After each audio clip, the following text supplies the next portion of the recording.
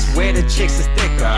Reppin' for the team, that's the pinche Houston sippers. She don't want your liquor, she don't want your chipper. She poppin' for a legend, that's a real masa flipper. This is for la raza, this is for la raza. I'm in my trap, casa whipping up the damn masa. Ladies and gentlemen, this episode is brought to you by Mucinex. Thank you, Mucinex 600 pills, for loosening up this phlegm. It's your boy Chingo Bling. Thank you for tuning in to another stuffed up edition of the What Did He Said podcast. We have producer Rob in the building. What's up, guys? We have Marisol. Hello. My vieja. The old ball and chain. My everything. Shout out to all the fans that showed love and sold out 2 shows in McAllen, Texas at Cine El Rey. Thank you guys so much. The after party was crunk as well. I thought I was going to have to bust out my jiu-jitsu. However, you know, I agreed to an after party. It was fun, but I couldn't really relax all the way. Yeah. Because, you know, I felt like I kind of had to be security a little bit. The tacos at Suerte Bar. Yo, they were so good. Dawn left a review on Yelp. She went and hopped on Yelp. See, when is her birthday? Is she a Libra like us? No, Marisol's already team last month. like Dawn. Yeah. No, I already told Pete, I was like, we need to have Dawn on the team. I wonder if she'd leave her little corporate America job We're like, to man, come on board. I don't know. That's the kind of help I need. Somebody who's on it. Oh man, that's so funny. On it. She does not fuck around. Lock that in. You know Lock what that I'm in, saying? Rob. Yeah, right. I already did. I got the ring right Lock here, it man. in, Simone. It's like imagine it. Imagine Lock it in, Simone. We need children. We need something. She was like, I was Trap about- her. The way you said, I thought I was gonna have to choke somebody when we went to go pick y'all up around the corner before Yeah. we knew the streets were locked. You know, we're closed down. She's like, I was just looking around, like, who wants some? Grab him by the collar, like, don't play. Go on. Yeah, Talking about the tacos, but what were you saying? yeah, we were talking about tacos, but I was telling Pete, I was like, man, if I could find someone that was an assistant. No, I got my water. Thank you. way- Well, actually, yeah, give me one of those if you're busting one of those. Like if I could find an assistant that was like her, like I don't have to give that much direction. She pretty much gets it. Like I'd say it one time and she does it. I'm like, yes.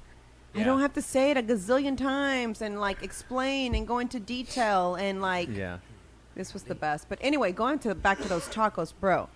Listen, I'm really hard on Mexican food because I grew up with my grandmother cooking. So for me, it's kind of hard for me to say those are some damn good tacos or she's a damn good, you know what I'm saying? Cheers to the camera. Man. Well, I told the Unbelievable. the cook or the chef, whatever she goes, the taquera, she was like, hey, did you like my food? I was like, man, you have a gift. Was she there around us? Yeah, she walked up and I think she brought the food. Oh, cool. Yeah, she had a couple tattoos, hair pulled back. And she was like, man, I was wondering if y'all gonna like it. And she's like, I made the meat fresh right before y'all were coming. And I had a great time in the Valley, man. It's always good to go back. I mean, the culture's so unique. Sol was complimenting my riffing skills. Yeah. Where I opened up the show and because I'm so familiar with the Valley. Like I used to, you know, go down there all the time. Yeah. All the time. I didn't know you were going to do that. Otherwise, I'd have been ready to go just record it and just kind of put it online. Because that was funny. You usually don't. He did a damn good job with that. That would have killed. That clip would have killed him. I know. Would have killed. It would have gone hella viral. For sure. In South And I just assumed, I was like, okay, somebody out there's filming. I don't have to. Usually I at least grab audio. Yeah. But anyway. I can't use that really anywhere else. So yeah, it probably would have been good for the web. Now you mention it, Rob. I'm going to just cry with spilled milk. I was doing other things. We were having other problems. Yeah, I know. But I was riffing about South Texas culture. And Sol was like, you hit the nail on the head. Like how I did I said, yeah, I went to the mall and I made this guy at the mall character. Well, I was like, man, why didn't you said you lived in Houston for a while. Why didn't you like it? It's too diverse. And you say the crowd lose it. No, it's too diverse. Too many mix of people. You know, ta cabrón. But the Valley was great, man. So much love down there. And it's a huge market. You got Brownsville, Harlingen, Donna, La Jolla, Mission, Edinburgh, McAllen, Alamo, Roma. I can go on and on. Mm-hmm. And that's why before we left, even on my story, I'm putting it out there. I want to do an arena in the Rio Grande Valley. So I don't got to be able to do arenas everywhere right away. But if your name is Chingo Bling and you're doing Chingo Bling stuff, you know what I'm saying? Like, you gotta be doing some big shit at least. You know what I'm saying? In the Rio Grande Valley. And the only reason, like I said, we haven't done an arena out there, right, is because we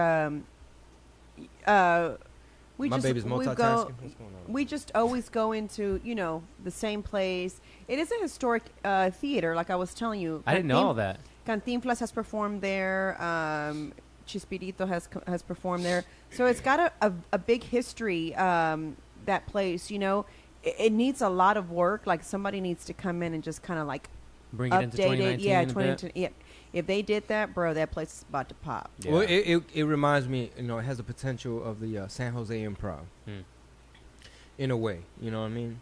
Is that an old historical place too? Or? Yeah, it's like, it has that old theater vibe, but they converted it into a comedy club. So there's like actually little tables, and the balcony is still balcony, and I think the back of the middle or whatever is also rows, but in the front it's like these small little comedy club type tables. And anyway, the Improv came in and converted it. But yeah, we're gonna get into some fan questions. But man, I'm getting over this little allergy crap. Man, so I apologize. It went on for so long. It's probably one of the longest. You know what happens? I almost feel like I need to go blow my nose and shit. I mean, if you got to get up at any time, we can run the show. No, go ahead, do your thing. No. I mean, yeah.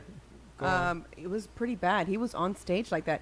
Was it not hilarious when he brought up the damn inhaler and was like... Oh, you mean this thing? Yeah. That was hilarious. I was like, what's up, RGV? 956. And then I just go. And they lost it for that. And they were like, they start laughing like, bro, are you clowning us, saying we're like all in the drug game down here? And I was like, hey, anywhere else I do that on stage, they're like, oh, it's a Vicks inhaler, it's medicine. I said, but around here they thinking you got the valley allergies, in quotes. But yeah, so that's hilarious. Marisol is busy. She's typing an email or something. What was that thing that you did with the in the nose, and like, was that so it's a oh, that saline, neti pot? Yeah. I've never done that. How was that? Do you have allergies? Never. Okay, good. Well, you don't need to worry about this.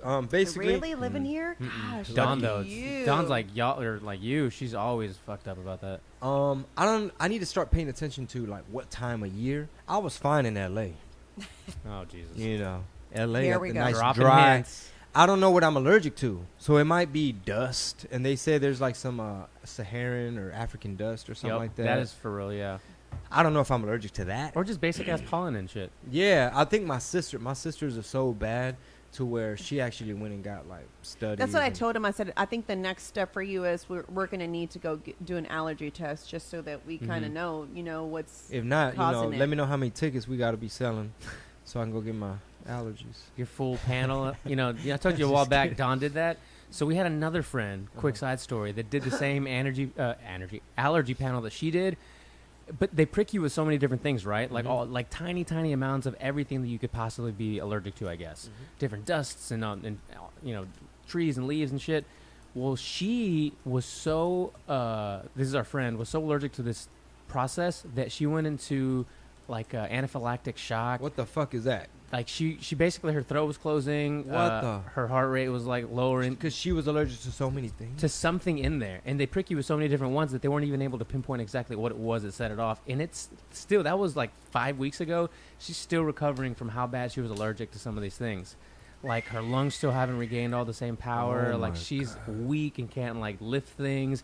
It's nuts, like freak kind of incident. And they still don't can't narrow it down. And they can't narrow it down because they said it's not a good idea to do it again either so soon or maybe at all because it could kill her. Holy shit. So I'm like, wait, don't you want to know if you're allergic to something that bad? Okay, but you know what's crazy is I had never heard of allergies growing up, right? Like there's okay. In Mexican households it didn't exist. Like it doesn't exist. And then one day I'm like early 20s and I'm at work. And one eye just won't stop watering, and I'm just like, oh man! And it usually happens to me when I'm gonna get a cold. That's usually what happens. So I thought, oh great, here's a cold. I'm about to get a cold, and then my eye just starts to swell. And I'm like, that's really odd. My eye never swells like that. Oh, okay, whatever. I'm going to keep working, right? And then my boss, oh, babe, remember he went to the show? And I was like, I used to work with him. He was sitting behind me, and I turn around, and he goes, oh, shit. Holy shit, what's wrong with your eye? I said, I don't know. What's wrong with my eye? He's like, go to the restroom. I went to the restroom. My eye was this big. It was like so poofy. Like that explained the big ass headache I had and all the pressure I had here, you know?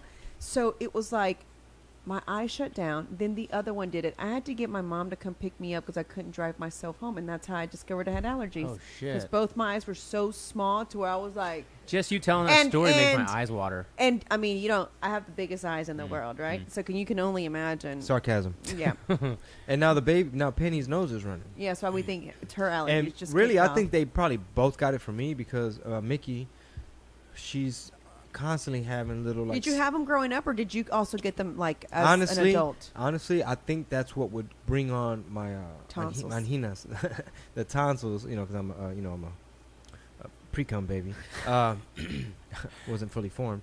It's my tonsils. I think that's what would start it. It would start as like allergies, maybe pollen or something, get stuck there, and maybe your tonsils. I don't know if they act as a filter for stuff like that, but then they'd get infected. Do you still have your tonsils? Hell no. Oh. My life is broken down between life before tonsils, life after tonsils. So I was like, I need to ask my sister how old I was probably like 30 years old, finally getting them taken out. Because I just either didn't know. Like first, when I was a kid, I think they were scheduled to do it. And then somebody told my mom, like, no hagas eso, Dora, no. You know. That's how they did it, right? Yeah, they were like, esas son las defensas del niño. Le quitas eso y lo matas. That's Ay, hilarious. no. They have to put him under. They're going to have to cut him out. No, el niño no. Cancela. Like, cancel the appointment. Then I suffered. I mean, suffered in all caps. All, like, through my music career. Like, sometimes you can't record. Man, is that why you sound so different maybe in older videos? Maybe, yeah. My voice was probably, like, hella high, too. And sometimes I'd make it higher in my raps. Kind of like Be Real or Eminem sometimes. Sure. But, plus I'm a pre-cum baby. So I was probably just like a little runt with a little runt voice, you know. You should have riffed on that on stage. That's hilarious. That might be for the year 2020. Like, just... Well, I did riff about being a pre-cum baby, but like, but almost like you know, like Ralph Macho. What's his name? The Karate Kid. Was his name Ralph Macho? I don't remember. The I never got into it. Well, he was like older, playing this teenage. Karate Kid. Yeah, he was a karate man. Right. Really, I didn't know that he was like much older. I don't know how much older, but he might have been like 25, playing like 17. How old is he in the movie? High school. So whatever he got, I got. Yeah, we got the little baby face runt thing. Anyway, yeah, dude. So, motherfucking tonsils. That shit. Like, I thought I might have told this story on the freaking podcast, but like, it was bad. Like, I'm doing a record store meet and greet. That's a good story. They're having to call a nurse, like the promoter. I was like, bro, I need antibiotics. Like, that also. Check this out. Constantly being on antibiotics, what does that do for your gut biome? Kills it. So Good what does and that bad do bacteria. when you're trying to work out and put on weight or gain muscle or be healthy? It makes it impossible. Like I said, life before my motherfucking tonsils, where I was constantly on antibiotics. Like, I'd be like a fiend. Here he goes. Sorry, like a little stash. So antibiotics. I may need to get a cough drop, but Okay. I'm sorry, y'all. I can go get one. Where yes, are they? Please. I don't even know. Just check like where all them pills are at. Or like honey or something. Fuck. This real life shit right here. Real life shit, yo. Shit, yeah. Jesus, hold on. We'll be back after these messages. And tissue paper, baby. Okay. And I have to tour. I have to talk on stage. I have to record music because people harass the shit out of me. You gonna have no new music? Like, I'm trying, motherfucker. So back to the record store? Yeah, so they're having to like call a nurse. Like, oh, my homegirl's a nurse. You know, she probably got some penicillin or something. So they're having to come. I'm having to, you know, pull my pants down for a nurse. Give me a shot in the booty. Like, I don't even know this lady, and I'm the rapper that's about to go sign CDs in the front. And one time, that particular time, she accidentally stuck herself with my dirty needle. Oh no. You know how people get paranoid. I don't know if it bled or what, but I think my sister was there, and she started asking all these like lifestyle choice questions, like, do he be running around going raw and everything? No, because she thought like, fuck, I caught whatever he got. Long story short, man, I finally got the I just got so fed up with the shit, and we did the research, and we found like, oh, there's the allergist doctor. I think she's the one. I don't know if she's ear, nose, and throat or something, but it was like a day procedure. They put you under for a little while, so I was out obviously, and then when I woke up and shit, I was like, oh fuck, do I got him? And recovery was a bitch. Yeah. You had to be very patient with yourself. Like you couldn't, like one day I was like, all right, I'm tired of just sitting in here. I'm just gonna do like some push-ups. I started feeling like tasting blood in my mouth because I didn't realize that how much force, like when you're doing push-ups, the blood pressure to your head, maybe I wasn't breathing right, but that blood started opening them scabs. You have them, these two little inside your body scabs, which are different than, an elbow scrape scab. Anyway, man, long story short, this doctor said, in all the years of me doing this procedure, this is the worst case I have ever seen. Of Like getting your quality of removed? life. Those tonsils, she said, I have never, because I suffered with it for years, and I never, you're having little stashes of antibiotics, or you're just like, hey man, we can't refill it, bro. Like we just, like, what happened to the other 30? Motherfucker, I had a fever for the past fucking month. You know what I'm saying? Like, you were legit 30 when you got them taken out? I was probably even older than that. Oh, wow. I was at least 30 when we finally were like, fed up. Like, okay, can I get them taken out? Because I don't know. Mind you, I'm busy being a one-man band. I mean, I had help throughout the years, but you're young and mature. You're not efficient with your time, and you're just trying to, like, make it. So you're, like, in the studio, hitting the club, obviously you're having your fun too, right?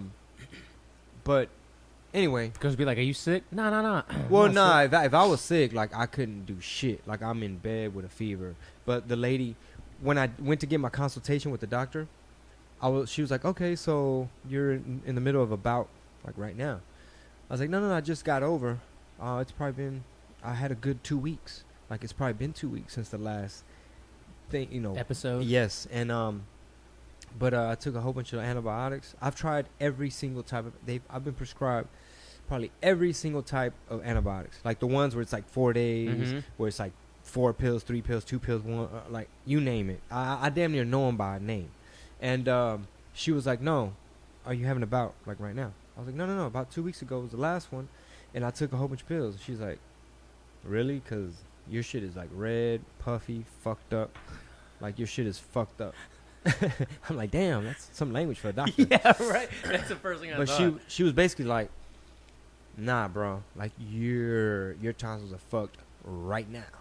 They take him out right after? Nah, you had to like schedule it, and then because I think we had to go do it out of another facility. It's like that's where we're set up to do that kind of thing. Have you had any other major surgeries?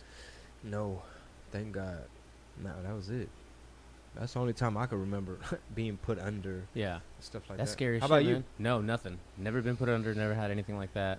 Even when I'm getting chased by bulls and shit, I always averted major That's injuries. crazy. That's fucking nuts. So tell me, the other day you mentioned y'all were talking about being hungover in high school. Yeah. And I was like, damn, I was never hungover in high school. I was like, maybe college. Yeah. And really after college, that's when I had those hangovers. Of course you did. Oh, perfect. We have tissues. Hello. Oh, I thought you said tissue. I did. But you said, Luisa didn't have. Oh, okay, my bad. You're holding both of them the same She had hand. cough drops in her purse? Yeah, in her car. Nice. So I'm asking Rob, thank you so much. I might have to step out so y'all don't get the sound effect. So Rob is telling me he was talking about being hungover. Before we get into fan questions. Yeah, right? yeah, for sure. That's what the point. He was talking about being hungover in high school. Weren't we all talking about yeah, that? dude, we had. No, in high school, I was never hungover in high school. Never Well, I got, man, this is going to sound fucked up. I got drunk in like middle school. I might have been in 8th grade at school, drunk.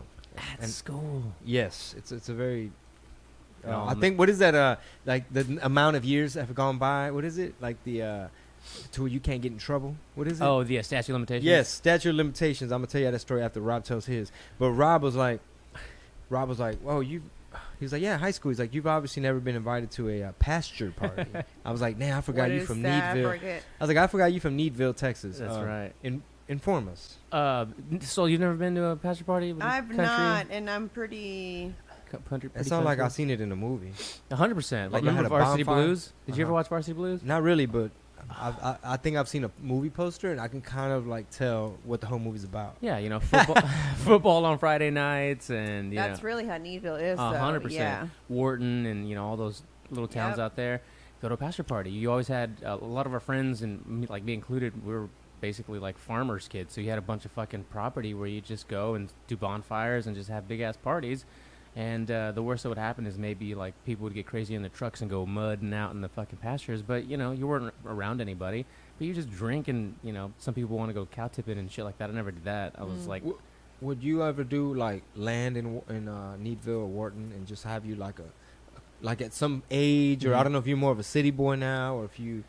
I wouldn't mind. Like I always tell my parents, because we do have property out there, and you know the parents are always like, "Cuando nos vayamos, todo esto es tuyo," you know, and I'm like, "Awesome, great!" Like, yeah, where you going? Yeah, shitload of land out there, and I'm sure we'll still have animals back then or at that point, and yeah, I'll take it over. Like I don't mind it, but for now, I couldn't imagine living out there. You have to drive an hour plus to get anywhere. Yeah. Did y'all have a Whataburger growing up? The closest one was like probably 30 minutes away. Damn. Yeah. Oh man, shit. Sometimes it's nice to get away sometimes, like Waco or something that's kind of like in the cut. I think I wonder how Intocable does it. Like, where do they live, and if they just go back and pick up the guitar, and this is, I got my land, and this is where I create, and then in a few days they're gonna pick me up and take me to a plane, and then I'm gonna go do my work, and then come back and pick up the guitar. I wouldn't mind something like that, maybe a little bit later in life. Right now, I enjoy the freedom and the ability to just go anywhere whenever I feel like it. And I love where we live. I only take one road. I don't hop on the freeways. Very rarely. If I jump on that freeway, it's like, fuck, man. You gotta plan it out. Yeah, and so I just like how, we have access to everything in a very short amount of time versus, you how far was town. And how far was a hospital? It was about 30 plus, exactly. 40 minutes. So that's your ass. Yeah, exactly. You better call Farmer John is a vet. Yeah, he can probably stitch you up. That's exactly how it goes down in towns like that. You had a vet, for sure, just in case. Yeah, and it wasn't until way after that there was actually a little a satellite clinic for Moore Herman or something. There's one of those out there now. Oh yeah. But before then, you're talking about you had snakes and fucking animals and stuff, and if you got in trouble, it's a drive. So in high school, this girl, one of the kids in high school had property somewhere, and it was during spring break or something. They all went four-wheeling. And so I don't know what happened, that the four-wheeler flipped, and the girl that was in high school with me, the fence kind of went through her throat. Oh. So they had to basically like barbed wire. Listen, they had to give her CPR and try to keep her alive until life flight came and took her. Yeah. And she made it through graduation, right? When she talked, she had to do one of those things. I don't know what happened to her now. Wait, I don't know. They were on a four-wheeler and she got clothesline? It just flipped. I don't know. You know how it is. It lands out there. You know what I'm saying? It's crazy. So you're on and the wire where they kept the animals, on the other side or whatever. It was she flipped, and when she flipped, it was kind of flip. Dude, barbed wire is some scary shit. So we were storm prepping today. Oh, good. I hear there's that Rob told us. I don't know if y'all been watching the news. The Blings. It's funny that he knows that we probably don't. I was like, you know what? I know you guys got a lot going on. I don't know if you watch the news regularly. But Don's fucking meteorologist. Don Doppler 2000. Don the Doppler, yeah. Okay. So we're storm prepping today. Fucking Star Wars. Pinche huracán me la pela. And I saw in the USA Today, I was like, it says it might go to Florida and stuff like that. And they said people in Tallahassee, they were putting the sandbags. They trying to prep and stuff. We don't know where it's gonna go, if it's gonna what it'll turn into. But is August hurricane season? I guess Is starts. It's starting, starts? yeah. Yeah. Okay. Even with the fact that we have to storm prep, we looked at some. We were just randomly on HAR.com looking at properties, house or something, peeping game, and I was like, oh, you know what? You can get some really nice stuff here for $300,000 compared to LA with $300,000. So I was like, you know what, baby, we gonna ride it out.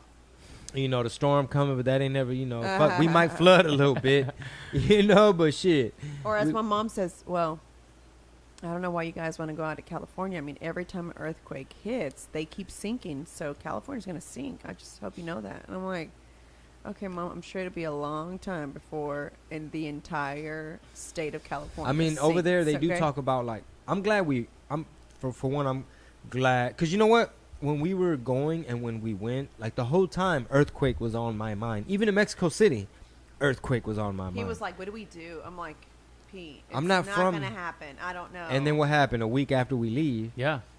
I had two of my best friends were at Dodger Stadium during those earthquakes. And it was just... They were freaking out. The people were? Everybody. They're talking about it because it's a live broadcast, right? It's like the Dodgers versus whoever it was, the Cardinals or something. And they didn't even stop playing, though. Like, they're pitching balls, and the batter's like, okay, well, it's already hard enough to hit this ball. Like, you're still, like, we're not stopping. And they just kept playing through it. Like, the whole stadium signs are moving. Jerry said they didn't even feel it. The first one. Depends. He said the second one he did. They say the way the Richter scale works is a 6.2 and a 7.2 is not just one step away. They said it's like exponential 10 times more because of the decimal. It becomes exponential. Wasn't one a 7 something? Yes. So 7.1. That's crazy. So and they happen sometimes. These two happen, I think, way out in the middle of nowhere, like far away from the city. But it's probably good that those people kept playing because it may have kept people calm. Oh yeah, good Yeah. point. Because in those situations, those are the flight attendants. We're looking at them for body language and how calm, and if they freak out. That's a good point. If I you didn't think of that. Dude, if you're on a plane and shit's shaking and you see the pilot like, fuck, and then you see the flight attendants like, oh my God, it's going to freak you out. Yeah. I've been in some bad turbulence to where it's like fucking like, and she's like, oh, it's like we're whitewater rafting. And she started singing, row, row, No, row. she did Yes, not. I swear to God. Gently down the Hell street. no. And I'd it was be more like, freaked out by that. Yeah, exactly. and then too, well, I read, I think in a magazine, like when you feel those, when you feel that drop, I What think does that mean? in the magazine, it was talking about like how many, it may feel like you're dropping hundreds of feet, but it was breaking down the physics of it or whatever. The first flight I ever got on that happened. There was a storm, and my friend's parents like only flew first class, so I was in first class, right? I know. Hey, I'd never been on a plane, but my first experience was first class, and then when I got on a plane again, and I In coach? I was like, wait a minute, this is not how. How old were you in the I was gap? I was 17 when the first time I ever flew In first class. in first class. And then your next one was like and then shortly the after? next one was probably because I went to New York shortly after that. So then that was a regular flight, and I was like, I kept telling my mom. Yeah, I was telling my mom, I was like, oh my God, Ma, I'm like, this is not how it is in first class. I was kind of telling her. Anyway, so I had never flown. I was scared. My friend invited me skiing, and I just thought it was going to be badass. And I was like, really not trying to think about like the whole flying thing, right? Yeah. And then my girlfriend's like, you're more likely to be in a car accident than die on an airplane. Oh, okay. Well, that just kind of like made everything better, right? Well, then on the way back, there's a storm, and the plane is just like, and I'm just like, oh my God. The first time I ride on an airplane, I'm going to die. And but the water that would hit the window, it looks like this, like the drops like about this small. So I was like, so weird, but I was so scared. They were like, don't, stay seated, put your seatbelt on, and then finally you were trying to get up? No. They were just telling people like, okay. put your seatbelt back calm. on. Yeah, keep everything. Yeah. And then I was just watching, and I'm just like, oh my God. And then my friends'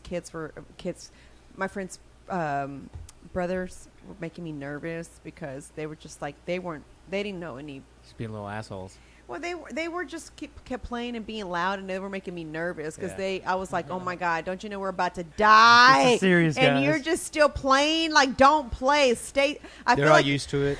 yeah. Hey, I feel like them moving was going to make the airplane Yeah. move more. So I was like, just Yeah, fucking yeah. sit there. I remember my first time on a flight.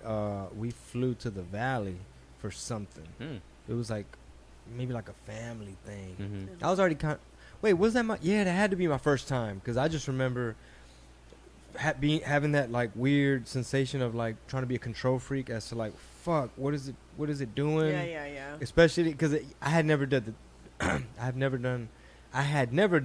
puta madre, the takeoff Dude, I have the process same story. or the come Yeah. down Yeah. process. Well, how old are you? At that time, I must have been like 12 because I went to New Jersey 13. Oh, right. So that wasn't, that was a long flight though. We gotta share that story at another podcast, like just that story. I don't think I've ever heard it really from beginning to end. Which? The jersey and the school and all that. We need to delve into that. Okay, maybe then the next one. Or Yeah, something. For but- sure, I need to because, I need to kind of jog my memory Yeah. because of some of the stuff that I want to talk about next year's Yeah. comedy set. No, my first plane ride, whatever, was like only 3 years ago. First time I was on a plane. I went on a business trip to West Hollywood in California. So first time on a plane, first time at LAX. And How was that experience? it was cool once I was in the air. I didn't know what to expect. Nobody told me anything, right? So the takeoff, I was like, what the fuck is going on? Yeah. And I was just like talking to myself, like, because I don't have anxiety or anything, but it's a scary thing when you've never been on a plane. Yeah. You know? When you start thinking about how far up you are, and then these days you got to make sure you ain't on a Boeing 737 Max or Air Those Max, ones whatever. crashed into The Air shit? Max, the fucking Nike Boeing that they did. Bullshit. Like I just real quick, another airline just switched their order. They swapped their order of planes. They're like, hey, bro, we're going with Airbus. Keep that fucking Boeing where the fuck it's Really? at because of that bullshit software. Uh-huh, They were uh-huh. rushing. They were rushing, trying to compete. Anyway, No, I heard about that, but I didn't know if like they were still using the same system or the same plane. a lot of countries have pretty much outlawed and banned. Like, if you have the 737 the Air Max, don't quote me. It's one of those, but it's like Boeing. The 737 is like super common and reliable. Mhm. It's this little bullshit version they tried to Mm. do. That's crazy. No, so that was like 3 years ago. Went on a business trip, and once I was in the air, I was like, okay, let's just try to fall asleep or something. Just get there. It's not too far, right? Like 4 or 5 hours maybe in the air. Shit, that's 3.5. 3.5. after a while you'd be like, God damn, How man. much longer? Yeah, I fell asleep for a little bit and then woke up and I was like, nope, not yet. Go back to sleep.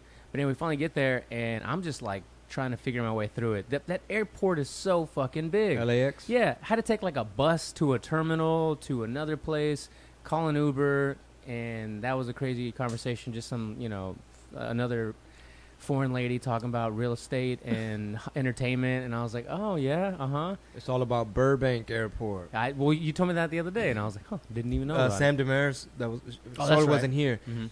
I think we had a whole discussion about Yeah. Burbank Airport versus LAX. He said I live in Hollywood, and he said Burbank's just like 15 minutes from me. Versus like an hour plus. But that was it. I mean, it was a scary ass experience, and then got there, did what I had to do. It was only 24 hours. Literally, I was there. It was just one day. Went there, spent all day doing this training for this machine that we had bought, and then flew back the same day. When I got there, I'd never been through TSA or anything, so they're like, "Where's your luggage?" And I was like, "I don't have any." I literally walked on a plane with A beard. yeah, right. I couldn't let it grow too long. It was actually shorter than this. Just my papers that I had like a manila folder and some papers, and that was it. They're like, "What are you doing?" Like, "I'm on a business trip." "Where's your luggage?" Like, I don't have any. I didn't know what to say. They were like, okay. So they all just kind of looked at me. You didn't have to get a hotel room or anything? No. Just landed, worked for 10 hours, and flew back. Wow. Yeah. Holy shit. So you had to get on a plane twice for the first time in a day. In a day. How was it the way back? Were you more like, oh, I've done this? I was, yeah. And then I was able to sleep pretty much the whole way. And I left my car at the airport and just got in it and drove home. I got that's home at good. like 4 a.m. that day. Yeah, if you could sleep on a plane, that's a pretty good sign. I can. You're relaxed. Yeah, I can pretty much sleep. You can too. You fall Oh, asleep. I noticed that lately I haven't done it as much. That used to be not like my shit, but like Sleeping on a plane? Yeah. for some reason I've noticed that recently. Really? Yeah, I'm wondering if maybe now, fuck, I have no idea what it could be. Maybe Are you working? maybe I'm writing? more rested. Maybe I'm more rested when I get on that bitch. Yeah, that's probably. Yeah, if I'm rested, I don't fall asleep. But if I'm not rested, yeah, I'm out. Like, And the plane had a Wi-Fi. It didn't even work. yeah, it's kind of shitty sometimes, and it gets annoying. You know how I am. I've had a few where I've emailed Southwest, like, y'all shit didn't even fucking work. You Bro, know? if you emailing the airline, bro, They're like, hey, I go bet try they- another one. And they I refunded bet me the my airline is $8. like, bro, people keep emailing. Like, we ain't open not one. We get 3,000 a second. No, they refunded me the $8, and I said Mm. I didn't even use it. I was like, y'all shit didn't even fucking work. You know, I was like, come on, you know. And then I'm all like, I'm an A-list, you know, customer. I have X amount of points. You know, don't make me tweet this out. You know, type You of put all thing that in there? in the email, yeah. Because I'm they were an influencer. like, no, because at first they were like, Latinas sorry, 18 to 34. hey, It's they- my because shit. at first they were like, there's nothing that we can do about it. Like, fuck you. We don't give a shit that your Wi-Fi didn't work. And I'm like, At first, well, that's what they not said. fair. Not in those words, but basically it was kind of like, we're sorry that was an inconvenience for you. We have no control of the Wi-Fi working or not working. You know, it just kind of, I guess. Just like sorry, not sorry kind of thing. Yeah. And I was like, no, you can't. Hey, I didn't even get to use it. I wonder how Southwest, their My Bad fund, I wonder how big their My Bad fund is. Because, you know, a worker got to be there like, okay, now what happened? Okay, you meant, all right. Should I reach into the My Bad fund and give you $8? Let me Right. think. Damn. Like, man. I'm still waiting for them to change my last name on my account. So I got an email from them saying that they were going to change it, right? And I was like, great, that's awesome. Because what ends up happening is I have to travel with my old ID and my new ID because they'll put on my ticket Marisol Martinez, right? But my new license says Marisol Herrera. So it's like, here's both my IDs. Y'all still haven't updated it. I said, and then, you know, they're like, well, we can change it. You're just going to have to go to the counter. I'm like, no, bro. Like, I like curbside assistance. Like, I'm not going inside. There's a reason why I go to curbside. So here's my other ID. And they, every time and every time they look at Hey, me, I love curbside. I love curbside too. I was so mad that LA didn't have it. I was like, They didn't have curbside? Well, they did, but yeah. it was like weird. You had to go like inside first. We're talking about then groceries, go. right? No. This is still airport. I was like, well, I'm lost. But sometimes groceries it's like, I think yesterday was one of those. It's like, we might as well just go get it. Yeah. Because there's a few items that like we need right now. Right. Yeah. Like the air filters in my fucking AC. Yeah. Man, you should have seen that motherfucking dog. I saw a little one right here. Man, that motherfucker. It used to be white. El que tiene allergies, I don't know why. I know, right? I might be allergic to dust. I don't know what it is. You better But, get those good ones. Oh, so this is what I wanted to say. There's like expert level on some traveler shit. There's certain little things that you want to kind of make a note of. Yeah. And sometimes, vale la pena, pretty much all the time, Yeah. vale la pena, it's worth doing curbside. We do curbside. Curbside check-in, all where the you time. basically just tip them. So if you have, like us, we always travel with like merch and, you know, stuff like that. So depending if you're bringing your banner and some posters and people want bobbleheads and they've been asking for hats, like all this stuff takes up space. Plus your own outfits. You know, you got to bring the, the sneakers. You need your gym shoes too. Yeah. You can't hoop in those, bro. And so it's worth like here, depending on how many it is, you might tip them $5, might be 10. I don't know. We know Mr. Carlos at Southwest. Shout out to Mr. Carlos. Shout out to Mr. Carlos. And then the other cat, I forget his name, and he knows a comedian. What's his name? Terry Gross. Oh, really? Yeah. So Mr. Carlos be hooking up. Oh, So they know us. We travel so much. Oh, hey, baby, go ahead. Leave your bags right there. I'll get you. Yeah, he's like, I'm why like- y'all? He gave me a cardigan. Why y'all ain't calling? Why y'all ain't calling me? When we Y'all went need to to- call me when y'all coming. When we went to L.A., he was like, "Hey, Penny, she finna be one." That's funny. But when we went to L.A., he gave us a cardigan. He's like, "Man, call me," because we had a shit ton of stuff. It makes me look at stuff different. Example. My birthday's coming up. I'm about to turn 40. So all my people in motherfucking month of August, we turning up. I'm going to have a little pastelito on stage, motherfucker. We coming to Addison, Houston, all types of shit. So, damn, my commercial was so good. I got taken back. I didn't know what the fuck. What was I saying? The stuff. You look at stuff Oh, I look at differently. stuff different. I'm about to turn 40, my birthday. Maybe I should ask my baby to go get me a Peloton bike. To go to the Galleria. But no, I don't want it anymore. I don't want it anymore. I don't want it anymore. I don't want it anymore. I don't want it anymore. Get to the story. I love the freedom and the mobility of, hey, you want to go to Monterrey for a month? You want to go to New York City for a month? Like this summer, like we're gonna do an experience at Airbnb. We're gonna go to LA for the month of June. I don't have to. Oh man, just go to a class. Yeah. I was going to get him the Peloton, and the first thing that came to my mind I just want to move around too I was much like, still. wait, if we decide to move, what's going to happen to that? Yeah. I'm like, no. Come on. Me and my baby on Her the face same though, she's like, page. I told you that. Hold on.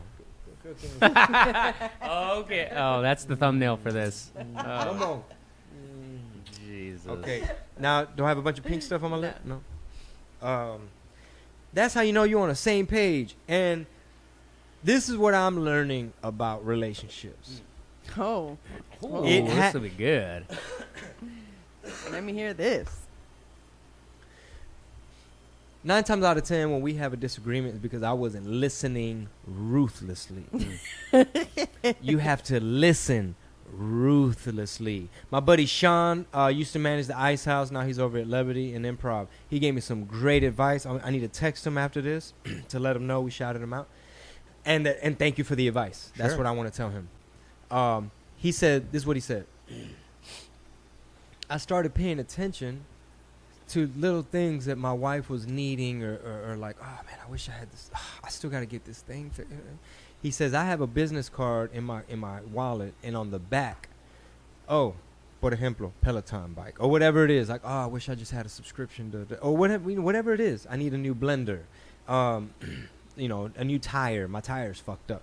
And he just had a little list, and then bam, Christmas time, ba. Oh my And she's God. like, how did you know? I listened.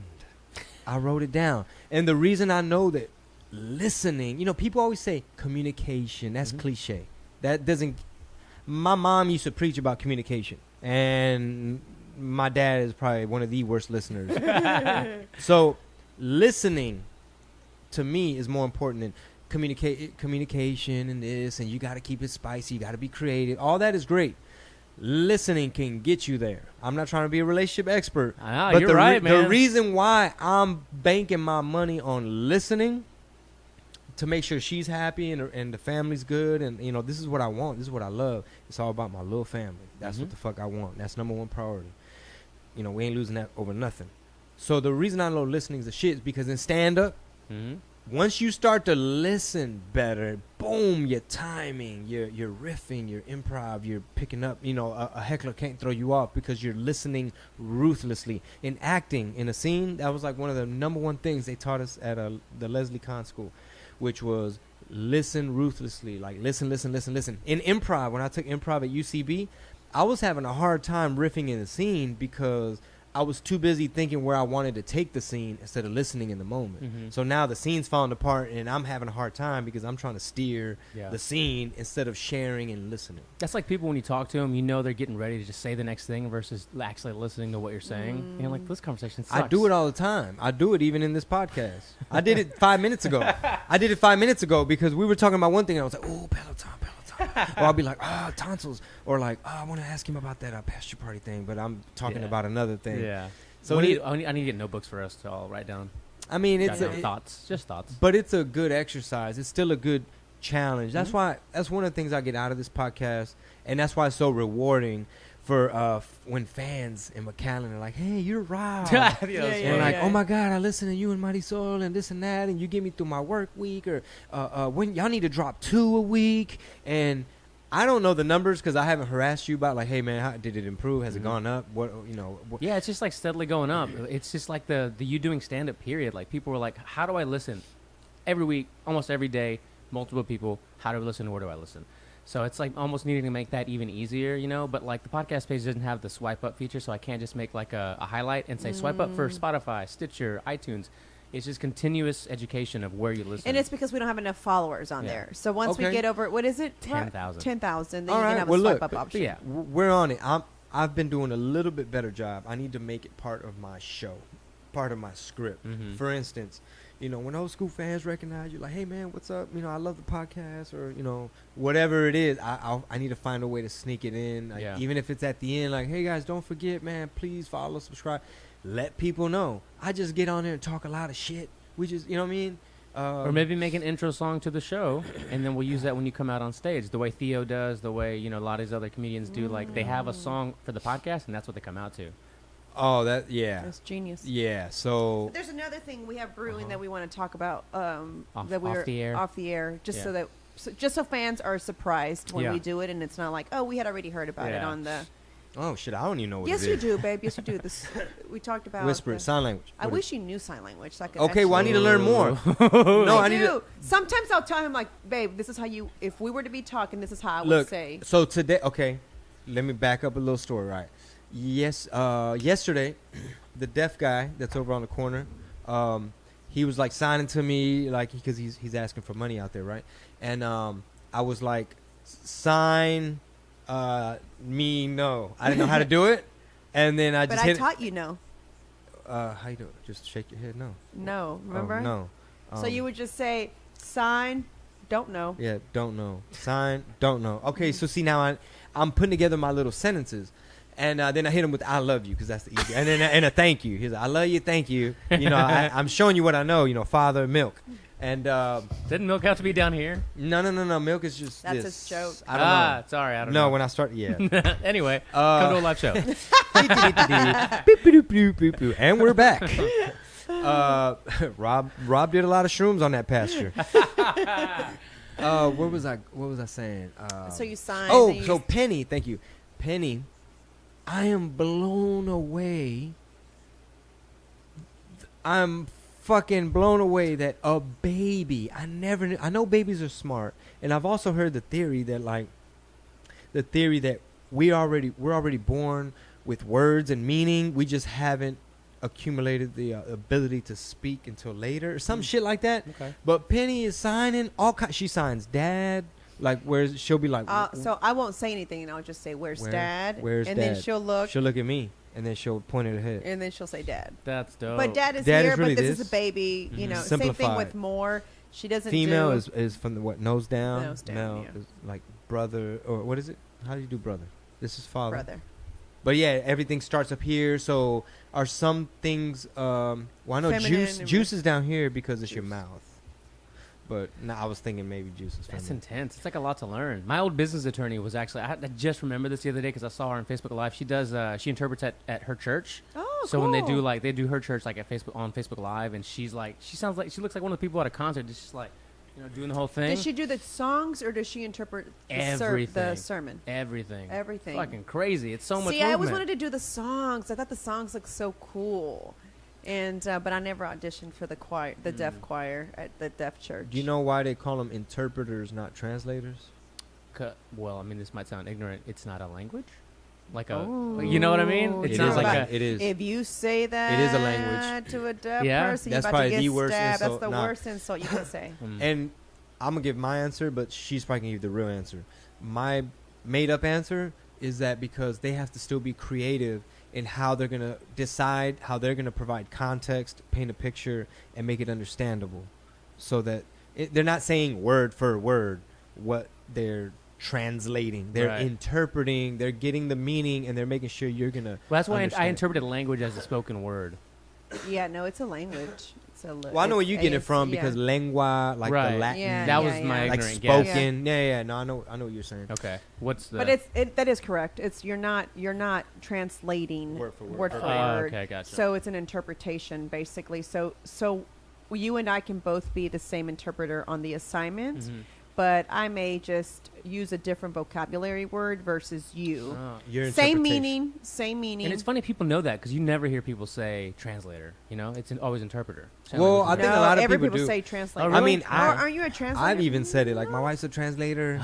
Todo pendejo. I'm like, no, I'm not a translator. I'm an So, interpreter. I'm an interpreter. So when I'm probably putting words in your mouth, but like when you do it, your right brain, does it feel right brainish, or is it like probably using definitely both? right brain.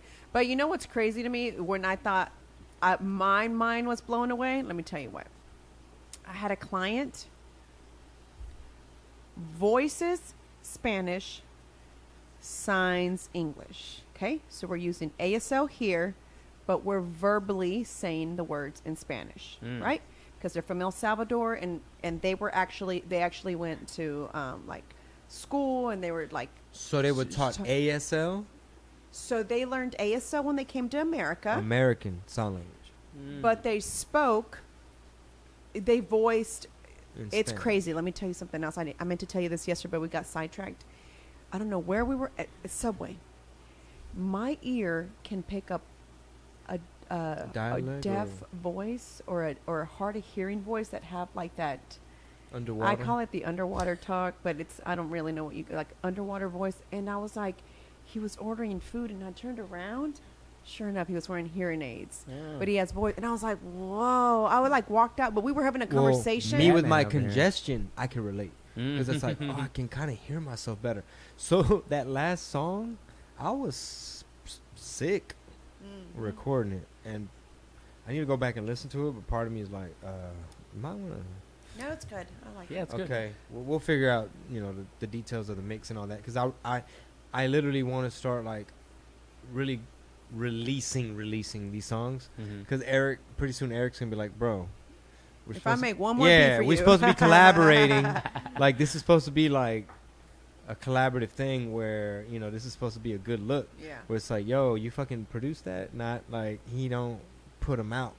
Yeah. But anyway, you were So anyway, so it was crazy to me because I was speaking Spanish, but signing with my hands in English, and I was like blown away. I was like, how the fuck did my brain just do that? How I couldn't get it. Like, I'm literally talking Spanish, but I'm, on my hands I'm speaking English, but I'm saying a Spanish word. I was like, the first time I did it, I was blown away. And let me tell you, I didn't even know I was doing it. How I did it was, my ex-business partner, she can read lips, right? Not every deaf person can read lips, just so that we can make this clear for anybody who thinks that. So not every deaf person can read lips. And so she can, right? And so she taps me on my shoulder and she says, "Are you speaking Spanish?" And I said, "Yes." But you're signing? I said, "Yes." She goes, "Wow, I've never seen that." I said, fucking mental gymnastics. "Oh superpower shit!" right there. I was like, I did not even realize it, because one, sign language is not my first language. It's a language that's learned, so usually it's not dominated like in your brain. So, what language do you think in? English. English? Yeah. You? Same, yeah. For me, it switches. I switch. So when I want to memorize something, I do it with my hands. So, because when you finger spell, you don't really pay attention to the letters, but rather the shape that you're making, kind of, right? And so it's kind of like, because some people spell super fast, so it's kind of like, oh, okay, so you'll catch maybe the H, S, you'll catch every other letter, so then you know what shape, and you kind of like, you know what I'm saying? Yeah. So for me, it's weird. If we're gonna park somewhere, what do? She'll I'll sign it to my hand, and then I'll be like, It's where? fascinating because I don't know if she's, what's the word, summoning her right brain or her. I don't know if it's a left brain, right brain thing, but I think it's the left brain that deals more with memorization, and it also probably deals with how she said shape of letter. That's why when people have like a stroke or something, like they're not gonna be able to read like. The brain, one part of their brain is getting flooded with blood. In essence, is I think what happens. But anyway, that's crazy because she literally memorizes it by summoning her left brain with. It's weird. It's crazy. And another theory is that might be proof that a bilingual person can more easily become trilingual. Oh, For sure. sure. Yeah. Yeah, I'm gonna have to. I was thinking about that, and I agree. was like, when I'm around my mom, I think everything in Spanish. I don't think anything in English because I don't speak it in English. Yeah, it's weird. I don't know. It's for me. It depends on the situation, on what I'm thinking, like how I'm thinking. You guys talking to Penny in like the same amount in both languages yet, or She does. I do mostly Spanish. Pretty much mainly Spanish with her. I might be guilty of doing 50-50. So I'm gonna have to. did she get it? Like English as much as she does Spanish? Oh, I meant to tell you something. So this morning. She says teta, not titi. Yeah. Anyway.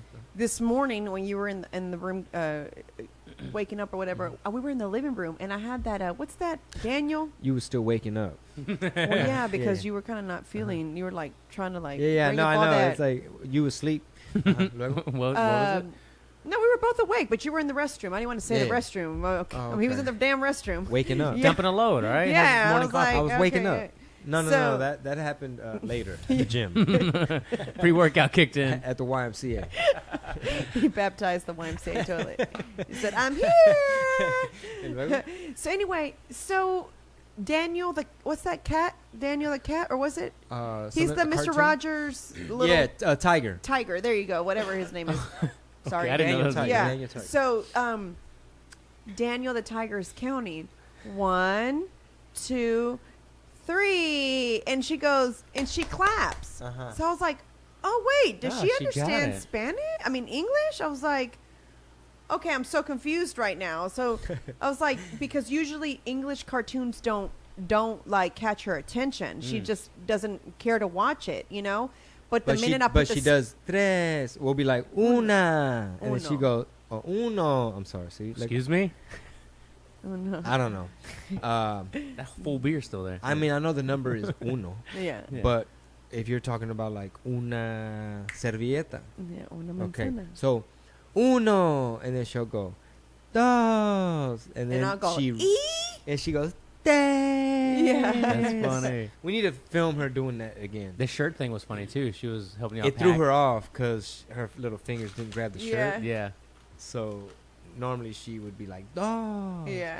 Yeah. You know how much of a child I am? Real quick, when you're talking about the YMCA and dropping a load, I was like, oh, he's dropping the kids off at the pool. Yeah. Oh, Right? literally. Yeah, literally, yeah. Swim class. And you know how this 1, 2, 3 counting happened was I would do it to her like repetition in the tub, and so I'd go like I'd put water on her and be like uno, and then she'd laugh and I'd be like dos, and then one day I was by myself. He had gone to the grocery store. I said, okay, come here.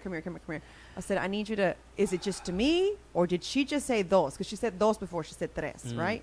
So I said, did she say dos or am I hearing it? Like, is it just my imagination that I want her to say it, that she said it? So I called him in, and he's like, oh, shit, I think she did say it. So then I get Mickey later to come listen. I'm like, is she saying the number? Like, I needed everybody As to she's verify. showing off. Yeah, I needed Right? assurance. let me ask Facebook. Hey, Facebook. I might be tripping, but I think my baby's counting at 11 Because months. she's not, no, she wasn't even 11 when she learned 2. Like She 9 was like months or 9 something? months when she learned 2. You had to say 2. So I just thought it was kind of like too soon, you know? So I just thought like, no, there's no way. It's maybe babbling, so I think she's saying 2, Yeah. And then it was like, oh, shit, I think she Dude. did just say it, The brain, like a child's mind, it's just a delicate little thing. You know what I mean? Like, that's our job as parents. It's just like make sure that, like, nutrition wise, like, are you feeding your brain? You're not malnourished or malnutrition. So on and so forth. Well, you know what? You've gone through the process of having a kid from baby to 10 now. Is it any different now? Are you observing things differently and doing things differently as far as like how they're? Oh yeah. Yeah. No, yeah, night and day. Are you more blown away by things that are happening in the baby stages? No, not blown away. Like, oh, I'm not saying like, oh, Penny's smarter than Mickey, nothing like that. But I'm saying my approach. Like, I'm older, I'm a little bit wiser. So just shit that I pay attention to, or like nido. Like, for instance, it's, I guess when they turn a year, I'm not an expert on baby nutrition, but that's, I think, the time. It's a different stage where I think they have different nutritional requirements, and some people do like cow's milk, like dairy, like whole milk. Some people do like infant milk, mature, whatever Like the it's hell. infant milk for toddlers or next step toddlers, something like that. I'm for the most part, I guess, breastfeeding. It goes on depending, right? How hippie you are, Yeah. how long your armpit hair is going to dictate if you breastfeed until age 5. Ooh, breastfeeders are about to get mad at Chingo. You know, I mean, everybody knows I'm an ally to the breastfeeding community. This is a comedy podcast. So Yeah. For real. And my name is Chingo. Yeah. Like, my name is bleeped on Apple. Yeah. I'm a musician and a podcaster, and I use Apple a lot, and my name is bleeped. I chose the name, so I'm not all there. All right, that's my apology. I'm sticking to it. Anyway, so we're going through the process of, hey, like Luisa from Mexico, she's like, hey, we use Nestle Nido. I also used Nestle Nido for Mickey because my sister Pat and all her family from Monterrey, where the multinational corporation Nestle has a strong foothold in, obviously did some good marketing because all of Pat's in-laws are from Monterrey area. And they're like, no, todos Nido. And I started paying attention. And Luisa is from Monterrey also. Yeah, so we actually bought some, but we're kind of, and it was cheap. So we're like, look, if she don't like it, or if we decide to maybe go another route, yeah, we then could I always just give it to her because her grandkids her grandbabies take yeah. it. So I didn't feel as bad buying it, but I don't want to make Penny to the point where she doesn't enjoy certain foods. Like I want her to have that option, but I want to make sure that she eats. She's not eating garbage. Turning into like a little sugar addict because we did the comparison. Even though the calories are the same, like it said it had more benefits in terms of like prebiotics and certain stuff like that, but it had kind of a lot of sugar. More than the infant milk. Now, if babies need that amount of sugar, then I'm all for giving my baby that amount of sugar. But I don't want to be the irresponsible one that was a victim to marketing. You know what I'm saying? Yeah. So that's one of my questions on Friday. She gets her yearly checkup. Is like, listen, so when I do transition her, because I don't want to do cow's milk. So I just don't. I don't want to do cow's milk. And if we did, I'm gonna sound bougie. If we did, from what I know, you know what I'm saying, from what I've heard on podcasts, in terms of like, if you're getting non-organic milk, you no, I don't know if it's a milk thing. You probably know more about this. I'm sorry. This is what I heard.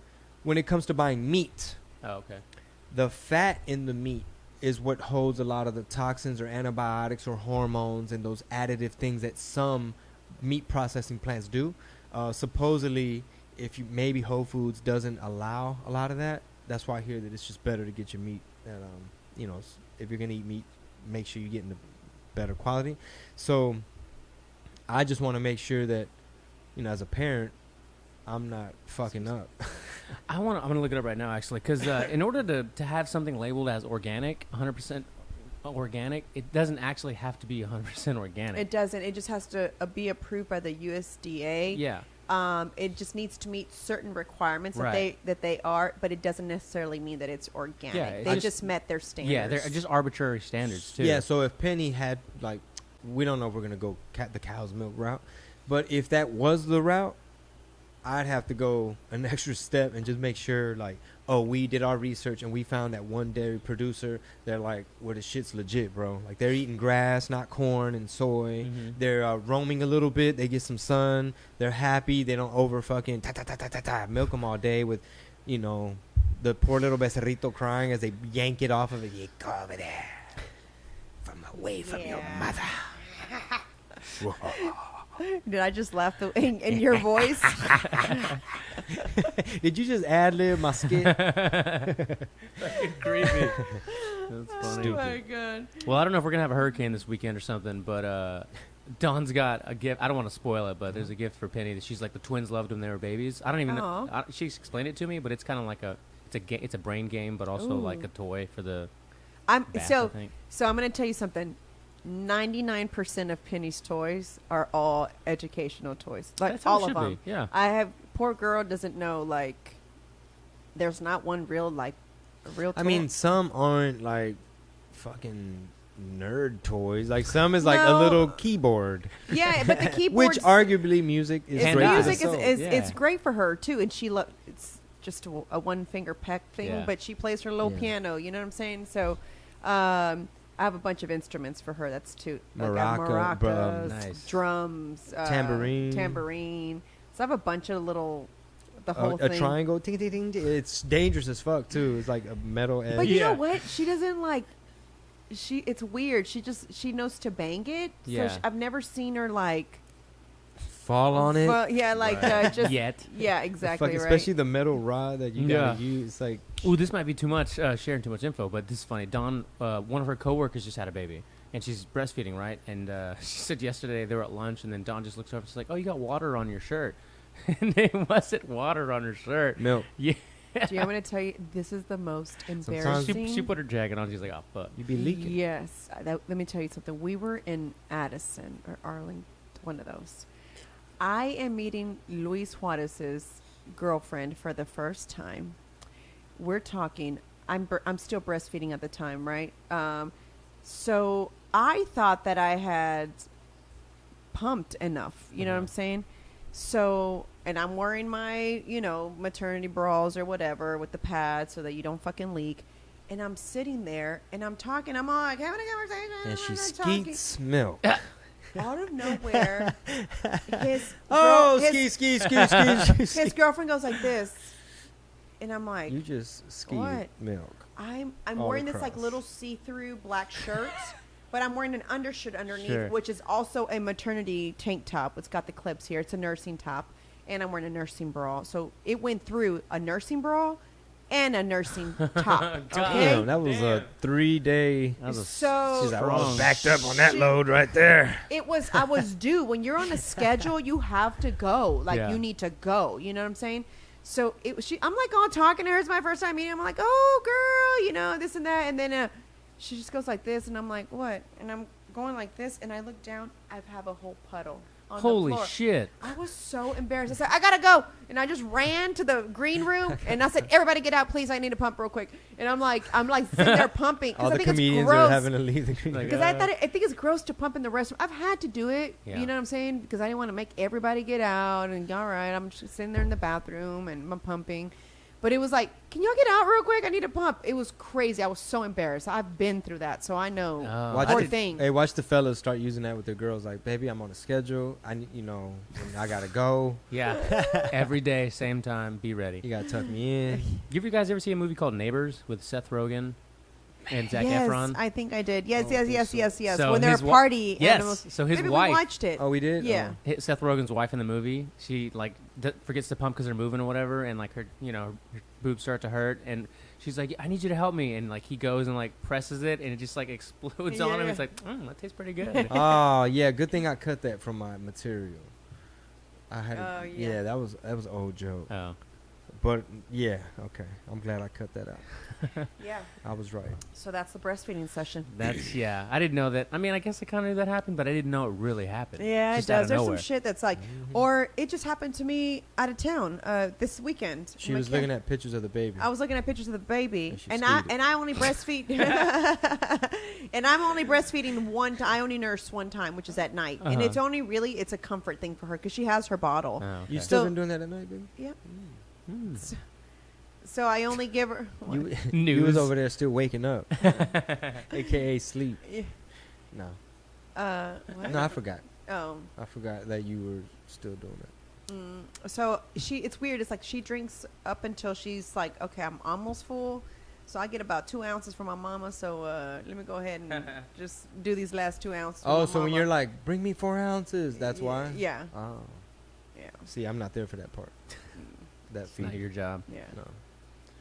Let's So- pull up a couple fan questions. Yeah, let's I do All right, guess. let's do it. Perfect timing. Just, yeah. As I'm As we're freestyle rhyming. Right. As we wrap up this Allergies. allergies. Mucus on 100%. my sinuses. Here's a kind of a deep one. This might take the rest of the time. I don't know. Oh, shit. Coming from a recovering addict, what are your thoughts on drug addiction? Is it choice, disease? Question mark? Question mark? Ooh, I think it's a little bit of both. Personally. You guys have any experience with that in your lives? Not personally, but people y'all know. I wonder if if he's read The Power of Habit. Is it that yellow book? Charles With red Duhigg? red writing. Yeah. Where I need to go back and refreshing on that book, but that type of stuff makes a lot of sense when it deals with the brain. Mm-hmm. That's why addiction is so tricky. I think a lot of people are familiar with things like triggers and like the idea that, oh man, when it's winter, that's when I really be missing my cigarette with my coffee. I just remember Right. at work it was cold outside and this was the song that was on the radio. This is what I was going through at the time, and it just kind of takes me back to that or whatever. Those triggers, right?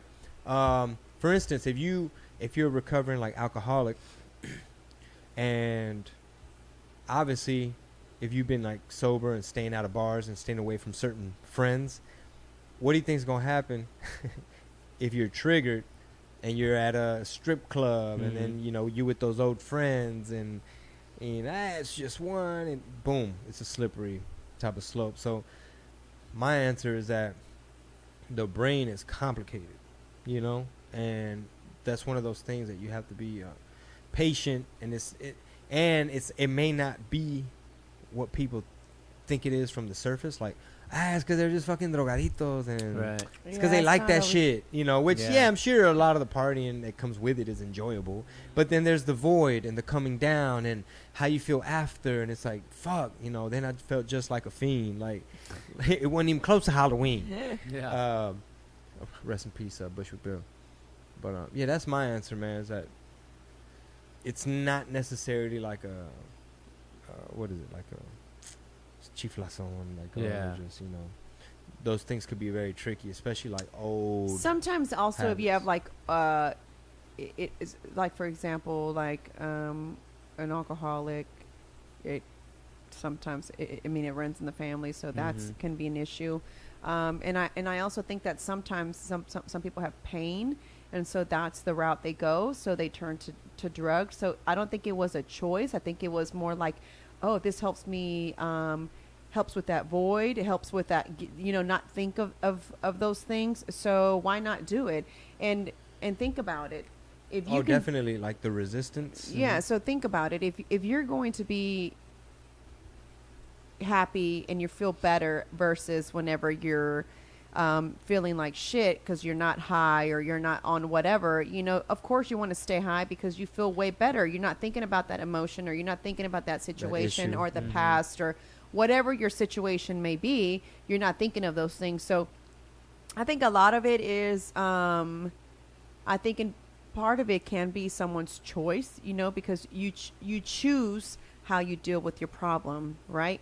And we all choose how we want to take care of it. So that person's choice of, you know, healing was by turning to this drug because it made them feel better. Some people may turn to speaking to a therapist. Some turn to the gym, you know. So you kind of find your own path onto how you're going to fix this. So it's I think it's very complicated. Addiction is very complicated, you know. Yeah, so the example she was giving, it's like, say for instance, your addiction is rooted in an unfulfilled life, meaning like the addiction is like the resistance keeping you from writing that novel or doing that bodybuilding competition, or that, you know, that quitting that job, getting out of that shitty relationship. Like sometimes it's almost like a complex form of procrastination, and in a way you are filling a void or numbing a pain, the pain of I haven't written the novel. Yeah. You know what I'm saying? Or I really love comic books and I just don't have the balls to fucking finish it and try to get it published or whatever. And I'm not an expert, but I'm sure there's been discussions of, is there a gene, like genetics wise? For sure. Especially different forms of addiction. Like she said, alcoholism, that I think definitely can be somewhat genetic. And it's not necessarily like I haven't written my novel and this is how I deal with my problems. Then there's like, I guess hereditary falls under that. For sure. But like DNA, or is there the alcoholism gene? And then again, just going back to the brain, she said, you know, sometimes maybe you haven't dealt with the past, or you're still living in the past and thinking too much. That's the left brain. The left brain deals with the future, anxiety, and the past, depression. And where does addiction lie? So maybe when you're high and free from your problems, maybe I want to do research on THC and the brain in terms of, I feel more creative. Maybe you're shutting up your left brain for a second so your right brain can Kicks off, shine for a second. Yo, it's kind of off subject, on subject. Rogan had on Robert Obrist, who is actually from New Braunfels, and he's one of the world's strongest man. Okay. He was on the podcast last night, and I listened to it on the way here. And he was talking about, so you worked with like Boy Scouts and like younger, like youth kind of sports and high school and stuff. He was telling some stories of two in particular. One little girl who was like 11, had autism and something else. And basically she had this thing where she always felt like she was falling. Like unless you held her, she would feel like her equilibrium was off and was always just falling. So the little girl figured out that if somebody held her, she felt better, right? But in order to get somebody to realize that she needed to be held, she started hitting herself to the point where she would break her own nose. Wait, how old was she when she would do that? Like 10, 11. And they started giving her THC capsules. Gone. And another case was a little boy also on the spectrum and had some other similar issues where just you know, bad for lack of a better phrase, you know, like not behavioral issues, right? Yes. They give him also THC capsules, chills, right? A family friend of this family, I think this was the girls, convinces them that it was bad. They shouldn't be giving her weed. They stop giving it to her, and she starts hitting her, and now she's just like hitting herself.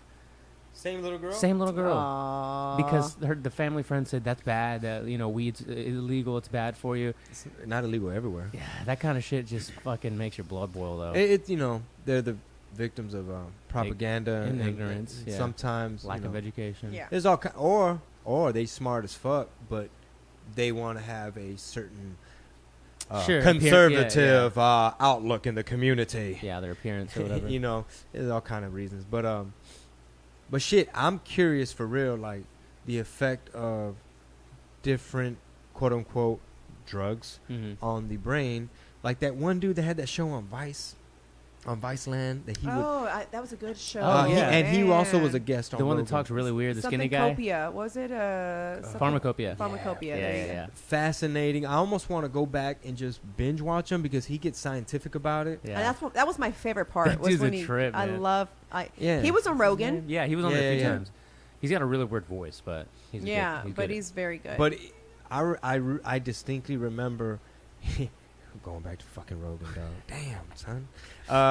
His homeboy, I don't even know the guy's name, the Pharmacopoeia guy on Rogan because the podcast where we only talk about other podcasts.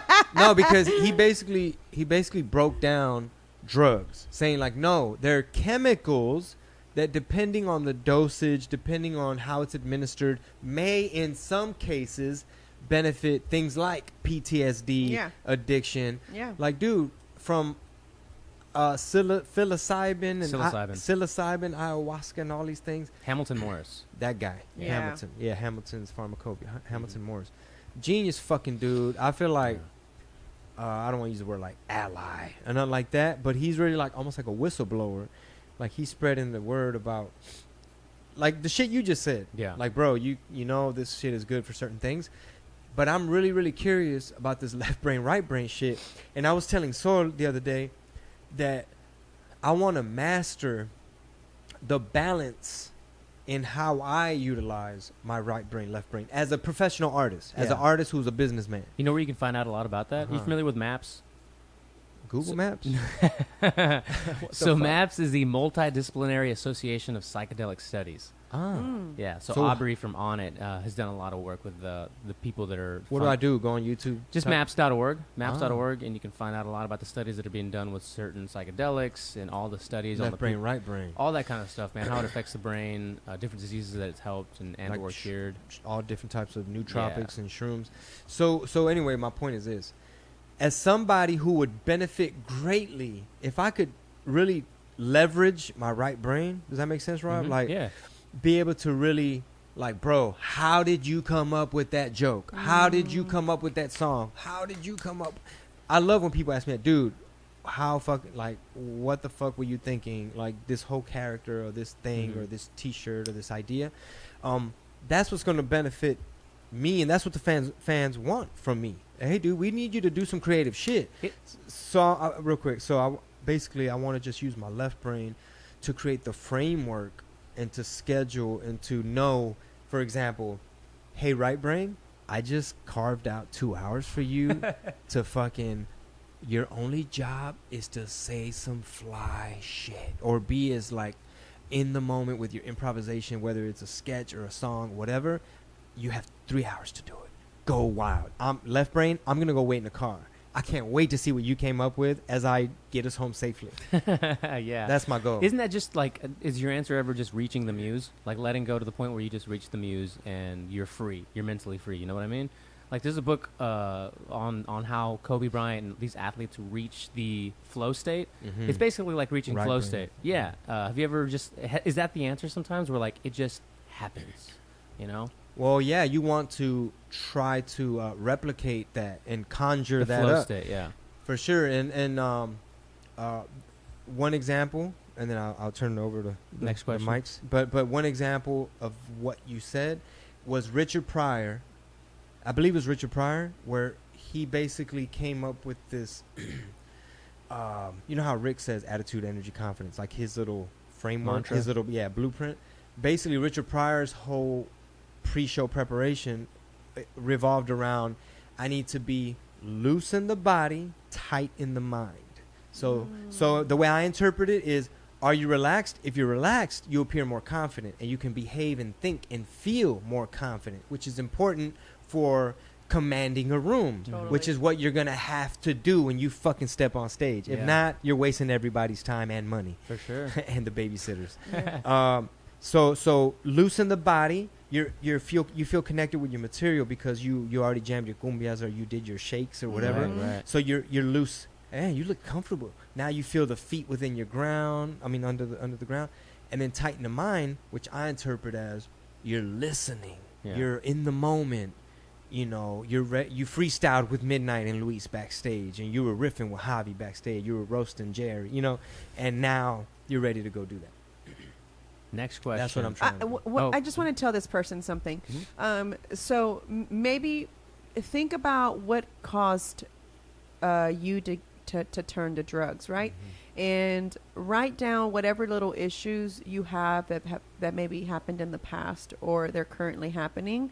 Write it down on a piece of paper and say, I will no longer let you bother me. I will no longer let you take over my life. Ball it up, burn it up, and let it go. Just try it. Good exercise. Just try it. Almost like breaking a spell. Yeah. So just try it and see what that does for you. For freedom. Yeah. And then hit us up and tell us, Yes, wait a please. month. Wait a month. There you Don't just like, I tried it, I feel better. No.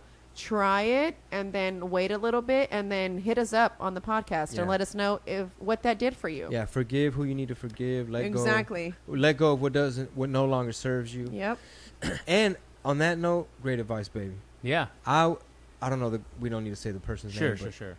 But I'm thank you for asking the question. Right, it's turned into motherfucking what's the guy? Dr. Dr. Drew. Yeah. Love Dr. Drew. But I highly recommend things and hobbies and activities, whether it's some people are into yoga, some people are into meditation, some people are into like exercising as a form of meditation, but anything you could do that's therapeutic and fun, and you can like distract yourself, like something positive. Like some people CrossFit be looking like a religion sometimes, and I'm sure it saved a lot of people. For Jiu-jitsu. Sure. They always say that, yeah. Jiu-jitsu, anything like fighting and martial arts.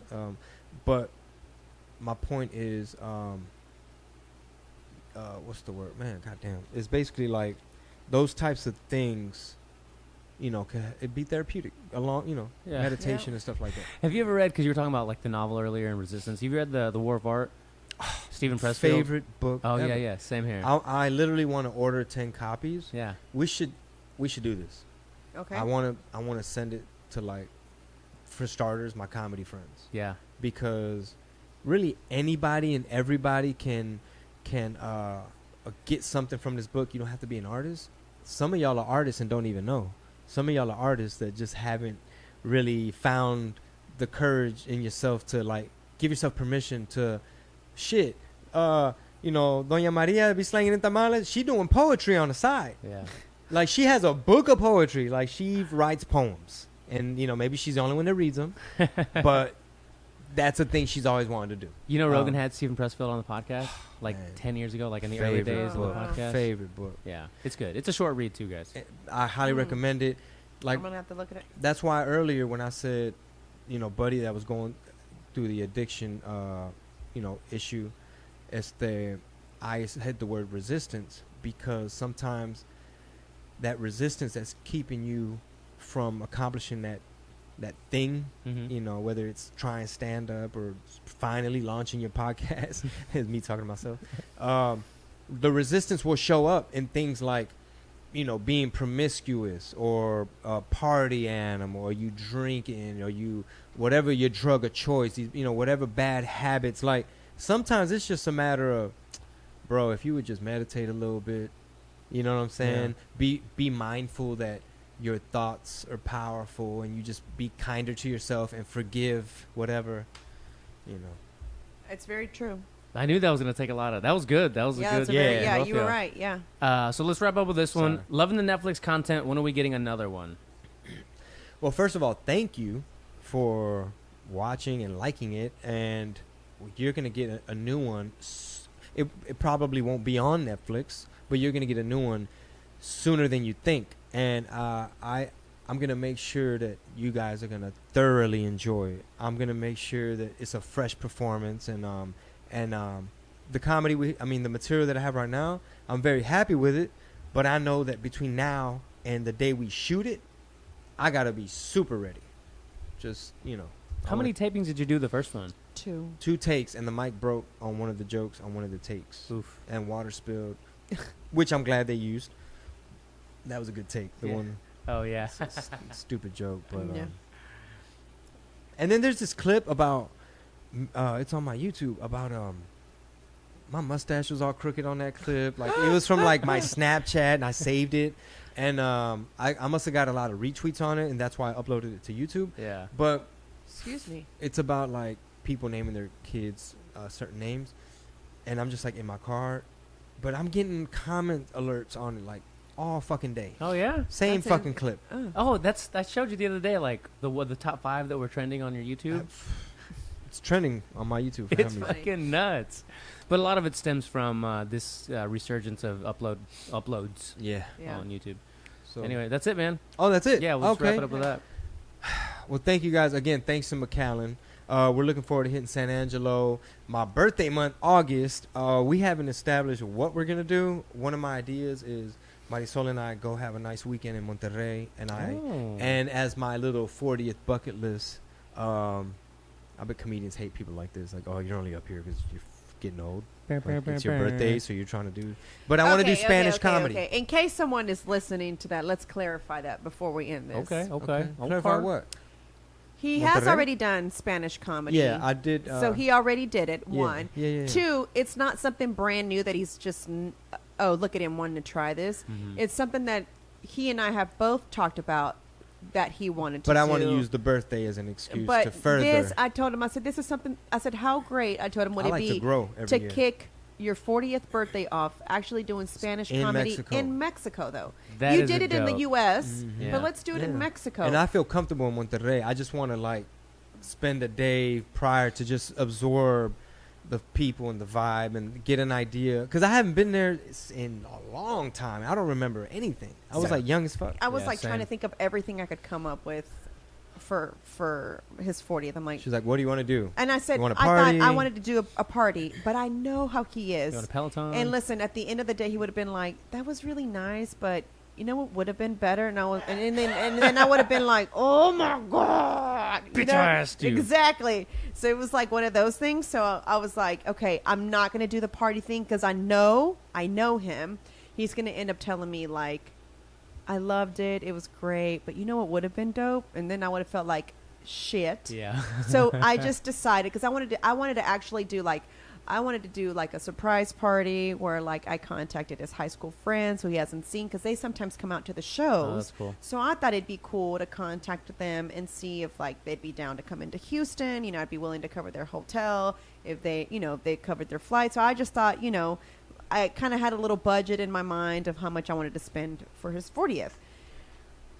And then when I kind of like talked to him, and he was like, "Man, that sounds complicated. I don't know." I was like, What sounds so I told him complicated? that I was like, in the back of my mind, I was thinking, how cool would it be to do your 40th? I invite your friends from high school. Like I was willing to like pay for their hotel. They did their, if they came in, because it's only for a weekend. It's not like I'm paying for their whole week for them to stay here, nah. So I just thought we could pay for their hotel for them to stay, and then they'd pay for their flight, and we'd have the party. It'd be a surprise for him. And then I kind of mentioned it to him, and he was like, yeah, that doesn't sound. No, that I was sounds like, what? complicated. What are we That sounds gonna like a do? lot of work. What are we going to do? And I was like, well, thank God I didn't go that route. Yeah, I'm for like, sure. shit. So then I just said, okay, so here are my other ideas. Peloton was out of the question for me because Peloton was on there. Yeah, I wanted one really bad for a while, but I have a newfound perspective. I love my mobility and my freedom. And you know how we have a lot of business ideas? Mhm. A big requirement for a lot of them is can I work remote? Mm. Can I do this from a laptop in Laptop Spain? lifestyle. Can I have a cell phone on the beach and get shit done by hiring people that are like super expert at what they do? Mhm. Right. So then Peloton was out of the question because I thought about what we end up moving, what's going to happen with that. Gotta be mobile. That thing's too expensive to leave behind at the office. You know what I'm saying? I'm like, I'm not doing the Peloton. So then Like, I just thought, go to a class. Yeah. yeah. So then I told him, I said, okay, so my idea for your birthday is let's go to Mexico City. I said, and you try comedy out there because he has a few connects in Mexico City. I said, and we just go Friday and Saturday because my mom can help. It's a dope city. And then my babysitter can take over during the day when we leave. So I told him we leave early Friday morning, right? Uh-huh. We're there all Friday day, right? We do whatever at night. And then Saturday we have all day. We there, and then we come back Sunday. So it's just a Friday, Saturday thing. And it's just because, my babysitter already does a lot, you know what I'm saying? So that we're able to work and function and do a lot of stuff. So I also podcasts, exactly. You know what I'm saying? Sometimes get into the studio. Yeah. So, it's kind of, and I don't like to leave my child with a babysitter all the time. You know what I'm saying? I mean, I do it because Only when necessary. Exactly, out of necessity because we have to work. So, if I don't have to have her. And what do you think about our new schedule where we have breakfast with Penny? Mm-hmm. We wake up, in the bed together. We'll get her set up, cartoons, snacks, whatever, play. And we're all kind of hanging out, coffee, TV is on, whatever. And then 9:30, 10, Luisa takes over, and we can get in some work and hopefully some gym. And then, boom. Basically, now she leaves. We go for a walk. Basically, she has lunch with Luisa in Yeah. essence, and she still has breakfast time and dinner time With and bath us. time and bedtime, and you know what I mean? Yeah. Go Yeah. for a walk. And because I just told him, we're always so overwhelmed when we're home with so much to do. I mean, for sure. And so, so I just told him, I said, the same way we ran such a tight ship in LA, I told him there's no reason why we can't do it here. You know what I'm saying? So I think that we need to just come up with some kind of system We just the have to same be way. efficient, and like Javi was talking about with Midnight Nine, like in your planner, he's like down to the 5 minutes. Like if it takes 5 minutes to get the key, or drive there, like factor in everything. Mm-hmm. And I do that. So one thing that I told him that in order for us to be successful as well with this routine, which is what we did in LA, is we would sit down and plan the week. So it was like, this is what I want to do this week, which is normally how I execute anything he does in his career. Is I'll ask him, what is it that you want to do this upcoming year or next year? You know what I'm saying? What are some goals that you have so that I can start looking at ways to kind of help guide and find resources, and found this, I found that. Coordinate, schedule. So I kind of like, that's kind of the same approach we need to take for this, because then I told him, then we say no to whoever we need to say no to, not as we usually do. It's like we try to like, damn, but should we go ahead and take this meeting? We should, huh? Like, and then it's kind of like, no, you weren't part of my meeting because you kind of just told me the day before. So this is the time slot I have available now. Right. So I have decided. I know what you're saying. It's like when you carve out your week in terms of like, I'm going to this jiu-jitsu class, I'm gonna do this boxing class, like, from workouts to hell, family events, playtime, go for a walk, like those, or even like haircut, like just things that still got to get factored in. You carve that out first. That way, when these other people start like vying for your time, this is what I got open. It's no longer like, fuck, man, I haven't had a chance to get in the studio because I'm doing this. Usually, it was the opposite. We kind of like would accommodate just for this because we're such business all the time. Yeah. And it's kind of like we should though, like. Okay, what are we going to do anyway? We're just going to hang out. Well, yeah, hanging out is good. Like, it's not, there's nothing bad about it, It's like, fuck, we need time to hang out, too. It's what we going to do? We're going to hang out anyway, so we might as well take the call. I guess that's me right there. Yeah, 100%. And I'm like, yeah, you're just right. A conference call. Yeah, and then how long could it possibly take? And it's like 2 hours later. Yeah. The other day we did a conference call, and then you hopped off on another conference call in the middle of our conference call on Monday. Yeah. No, that's just how it is sometimes. And not only that, but I'm going to make a more active effort to like kind of stay out of the way in some of the things that David, I talked to you about that, yeah. Which is great. But my fear is sometimes things get suggested, and I'm like when David, the thing that we mentioned that David was like, yeah, I think that just, branding wise, Right. and the whole time it was being thrown out there, I was like, I don't want to do that. That's not a thing. And exactly what he said, like, to me, that's still compartmentalized. I was like, yes, no, I didn't know. Sometimes you just gotta, yeah. And that's where we need to be why I at. was That's what I told him. I was like, good thing I was there to be like, whew, okay, good. Because I was like, imagine if like a month later it's like, hey, we had this idea a month ago and here it is all fleshed out. This is what we've been working on. It's like, No. That's not going to ever Yeah, it would happen never because happen it would like never that. happen because I've already told him approval needs to be. Yeah. So whatever we plot, it's now I bring to him. You know Yeah, what I'm saying? checks It's and like, balances, yeah, you know? exactly. Thank you. Yeah, Yeah. it's kind of how we roll. It's how the Chingo Bling brand works. That's it. You know what I'm saying? yeah, that's what we're trying to do. Hey, San Angelo. San August Angelo, 1st. August 1st. Small room. Get your Come tickets through. now. Get your tickets now. Yeah, it's my ChingoBling.com. birthday month. Hey, That's August 1st, right? Mhm. August 1st. It kicks So it that- off. You're kicking it off with San Angelo. Kicking off my birthday month. I almost feel like we should try to sneak in Laredo or Austin in the month of August. Is August already too crazy? Mm, San Angelo, Besides this Houston, Monterrey idea? Addison. It's mainly- besides that, not really. Let's see. I'll tell you If you're right listening right now, send your suggestions. If you're in Texas, I mean, shit, if y'all gonna show up, because if not, don't just suggest it. if And be like, I'm not going hey, anywhere. Laredo ain't up the street, Yeah, for real. or Austin, now.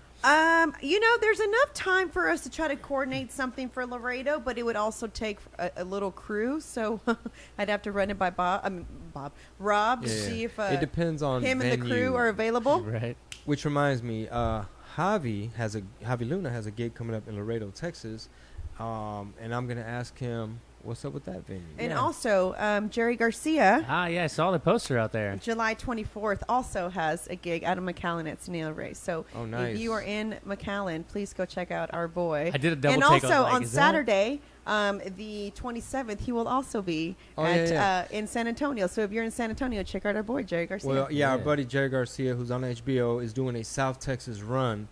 We're not involved in that. We didn't put it together, but we're gonna help spread the word. Yeah. I'll make sure, like, if he has a little flyer or something, we'll tweet it and everything. Mm-hmm. And it'd be dope to have him back later and really help do. I want to help put together runs Mhm. for comedians. Like, it's hard having a room, but if you could have at least some type of like connect or system, then hell, even people like let's say, Mo and Andrew Schultz and everybody, they're all doing like big shit already. Yeah. But you never know, they might be like, bro, I'm doing Houston, and then I have 5 days off between Dallas and Houston, and we're trying to pick up this Austin. All right, you want to do this and that? Yeah, the way Rogan and Chappelle this weekend are doing a show together, That's just, dope. that's just like, Or like put together I a would run. love yeah, to attend that. yeah, that'd be pretty cool. Is it sold out yet? I think it Yeah. is. This is the third time Rob has brought up Joe Rogan on the Chingo Bling podcast. On that note, All right, everybody, ChingoBling.com. thank you guys. Thank you guys. Peace. Peace.